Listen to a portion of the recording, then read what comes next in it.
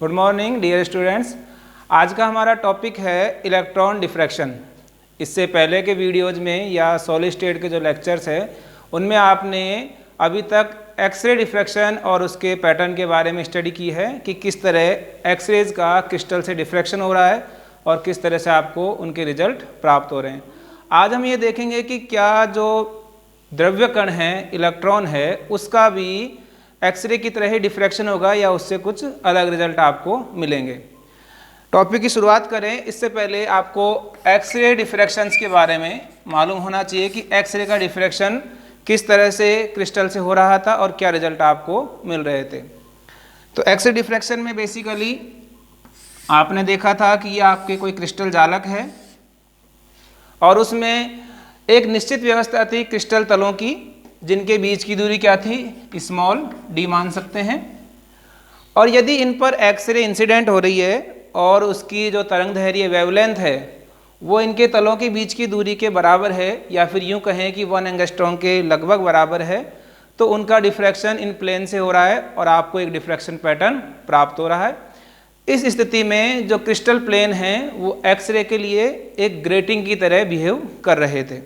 तो आपने फिर इसके बाद कंस्ट्रक्टिव और डिस्ट्रक्टिव इंटरफेरेंस भी देखें और रिजल्ट प्राप्त किए हैं।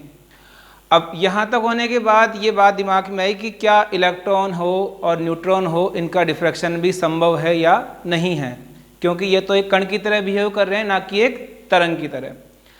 तो डी ब्रोगली ने एक हाइपोथेसिस दी कि जो द्रव्य कण हैं जैसे इलेक्ट्रॉन है, न्यूट्रॉन है, इनके साथ भी एक एसोसिएट वेव रहेगी जिसे आप तरंग कह सकते हैं इन कणों की, कि इनके साथ क्या रहेगी, एक द्रव्य तरंग,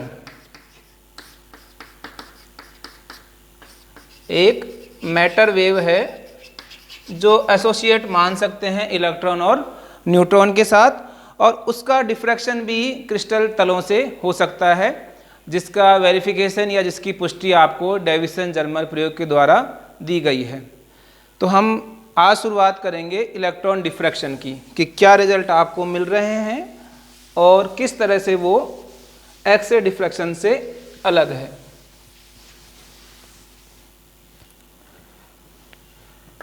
लेट अस कंसीडर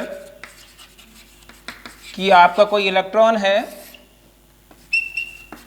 जो m मास का है और v वेलोसिटी से गति कर रहा है। तो इस स्थिति में इससे संबंध होने वाली तरंगदैर्घ्य को लैम्डा से व्यक्त करेंगे और उसका मान lambda equal to h upon P और या फिर यूँ कहे h अपॉन एम वी से व्यक्त किया जा सकता है, जहाँ p आपके संवेग को व्यक्त कर रहा है और h क्या है, आपका प्लांक कांस्टेंट है। अब यदि इलेक्ट्रॉनों को v वोल्ट से त्वरित किया जाए, v विभवांतर से त्वरित किया जाए, तो उस स्थिति में उनकी गतिज ऊर्जा का मान half M V square equal to E V होगा, इक्वेशन नंबर 2। यहाँ से हम एम वी का मान ज्ञात कर सकते हैं, M square V square equal to M E V, this is volt. So M V equal to √2 M E V, equation number 3। तो समीकरण नंबर 1 व 3 से लैम्डा का मान क्या प्राप्त होगा आपको, lambda equal to h upon √2m capital V, और we can write √150 volt angstrom. तो this is the value of wavelength जो कि इलेक्ट्रॉन के साथ एसोसिएट है। उसकी तरंगदैर्घ्य का मान आपने वोल्टता या विभवांतर के रूप में निकाल लिया है। अब यहाँ इस वोल्टेज के फॉर्मूले से क्या क्या रिजल्ट आपको प्राप्त हो सकते हैं।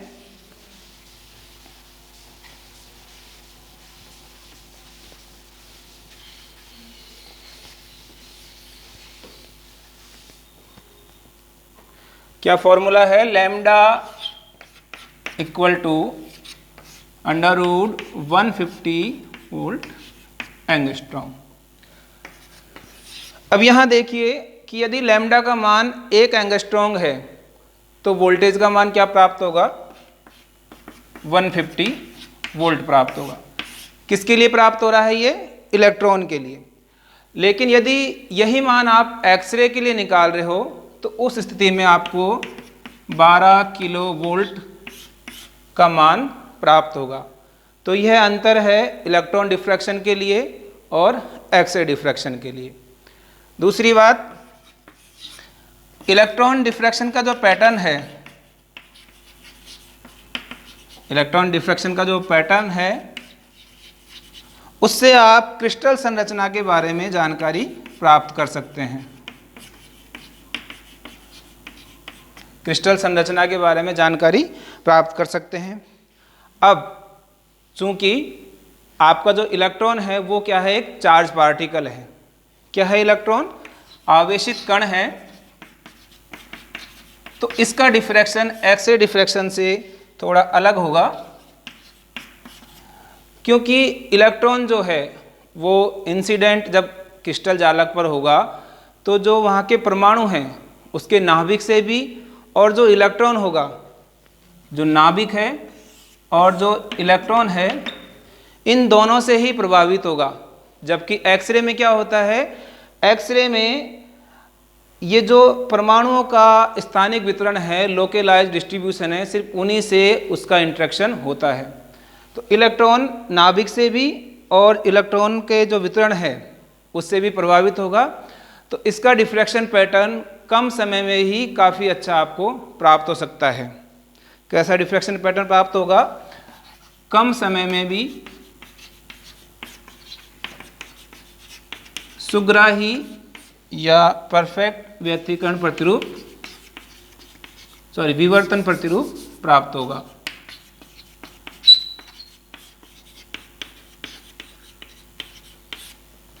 ठीक है, ये अंतर हुआ एक्सरे और इलेक्ट्रॉन डिफ्रैक्शन में। नेक्स्ट बात करें कि इलेक्ट्रॉनों की जो पेनिट्रिंग पावर है वह एक्सरे की तुलना में कम है। जो विभेदन क्षमता है वह एक्सरे की तुलना में कम है। तो यह सतह के ज़्यादा अंदर ना जाके लगभग 100 नैनोमीटर तक ही पेनेट्रेट करेगा।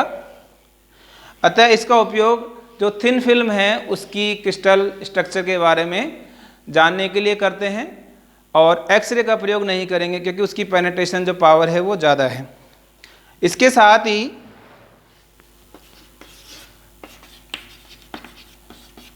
थिन फिल्म की स्टडी करने के लिए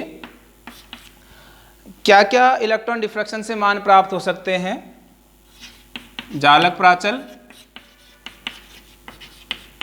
शुद्धता, कितना परफेक्शन है, इसके बारे में जानकारी प्राप्त कर सकते हैं। थिन फिल्म में क्या दोष हैं, क्या उसके क्रिस्टल दोष हैं, क्रिस्टल इम्परफेक्शन। और तीसरा है कि डिसलोकेशन पैटर्न क्या है, अव्यवस्था प्रतिरूप क्या है उसमें, अव्यवस्था प्रतिरूप या यूं कहें डिसलोकेशन पैटर्न।